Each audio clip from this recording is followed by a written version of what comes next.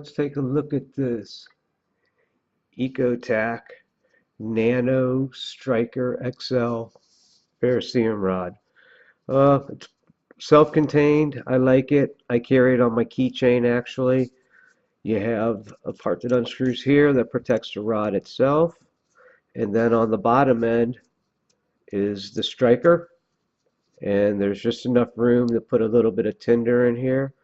This is some jute, and then this piece will screw right back in where you pull the striker out to give you a little bit of hand grip.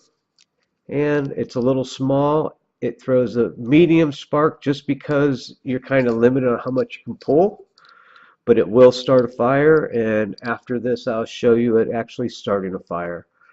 And it's well made.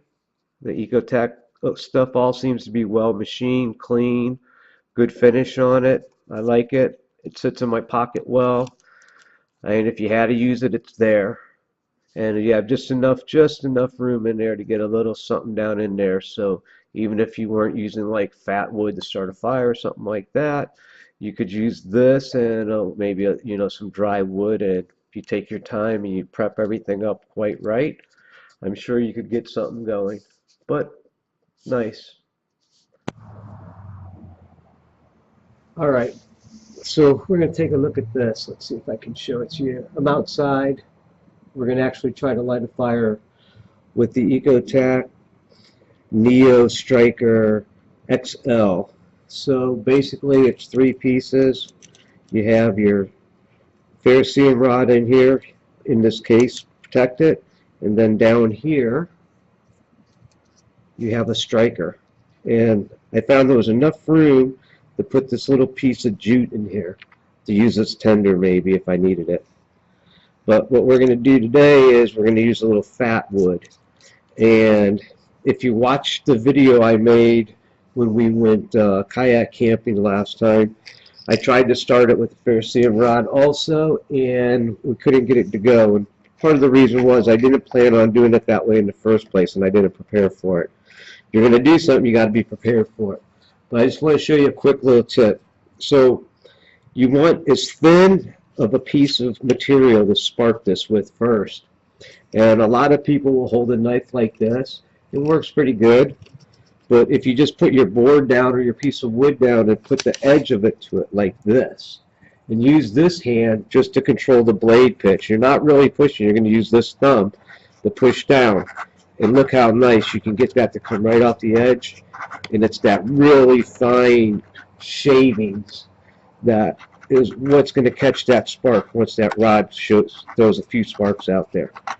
So I just wanted to show you that. It's just a little tip. You may already know it, you may not. You may not like it, you may like it. I'm just showing. And just remember, these are my things. If you hurt yourself doing any of this, it's your fault, not mine. Alright, let's see if we can throw a spark. Now I'll be honest, I did this before just to see how this works. And it throws a medium average, nothing spectacular spark in my world. But let's see what we can do here.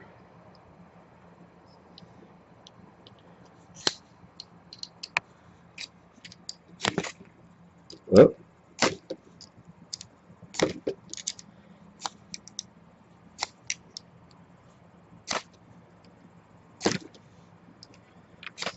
And of course, I got a good one when I was doing this without the camera on, and now it won't go. We got time. Ooh, almost. Come on.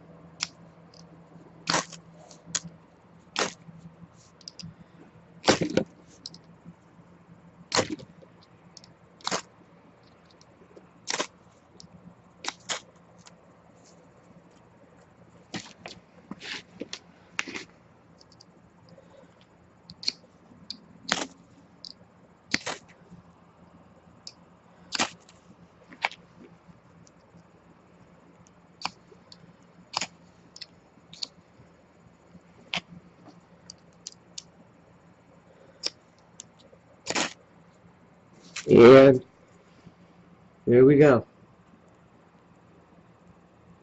Couple things to remember. Like I was saying when I did the camping one, the idea is to just throw this at it, because then you end up hitting this a lot. It's to hold your hand still, and that's why I brought my foot over here to rest my hand on, and then dragged away from it. And then you're less chance of all that shaving that you just made, knocking it right away. But so, yes, with this, you could start a fire if you have the proper other parts to go with it. By itself, at a big chunk of wood, will never burn. This little piece of string here, fray that up, put that with a couple smaller pieces of wood, even not like a fat wood, just an oak or just something dry. You can probably get a fire going. All right, thanks.